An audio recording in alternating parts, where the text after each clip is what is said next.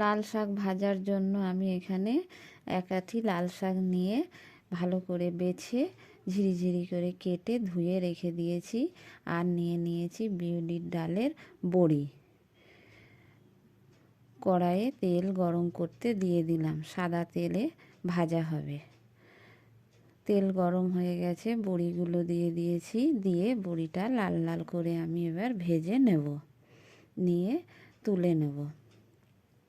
বড়ি ভাজা হয়ে গেছে, এবার আমি বড়ি তুলে নিয়েছি। এবার শাক ভাজার জন্য দিয়ে দিলাম কাঁচা লঙ্কা, শুকনো লঙ্কা, কালো জিরে আর একটু আদা ফোড়নে দিয়ে ভালো করে ভেজে এবার আমি লাল শাকটা দিয়ে দিয়েছি। দিয়ে শাকটা আমি একটু নেড়ে চেড়ে নিচ্ছি খুন্তি দিয়ে। খুব ভালো করে শাকটা নেড়ে চেড়ে নিয়ে দিয়ে দিলাম স্বাদ মতো লবণ। স্বাদ মতো লবণ দিয়ে ভালো করে আমি আবারও শাকটার সাথে নেড়ে চেড়ে নিচ্ছি খুন্তি দিয়ে।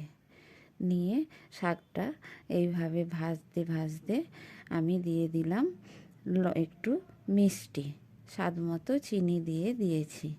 দিয়ে ভালো করে নেড়ে চেড়ে নিয়ে শাক নামানোর আগে আমি একটু ওই ভেজে রাখা বড়িটা গুঁড়িয়ে রেখেছিলাম, তাই দিয়ে দিয়েছি। দিয়ে ভালো করে নেড়ে চেড়ে নামিয়ে নিয়েছি। নিয়ে আবারও আমি একটু উপর থেকে ভেজে রাখা বড়ি ছড়িয়ে দিয়েছি শাকের ওপরে।